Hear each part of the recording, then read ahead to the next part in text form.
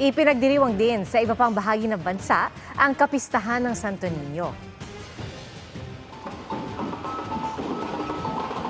Bit-bit ang kani-kanilang mga imahen, dinagsa ng mga deboto ang kahabaan ng Moriones sa Tondo, Maynila sa pag-arangkada ng Lakbayaw Procession 2025. Pistang-pistang pakiramdam sa dagundong ng mga naglalakihang speaker at drums habang nagtatanghala ang iba't ibang grupo ng mga deboto.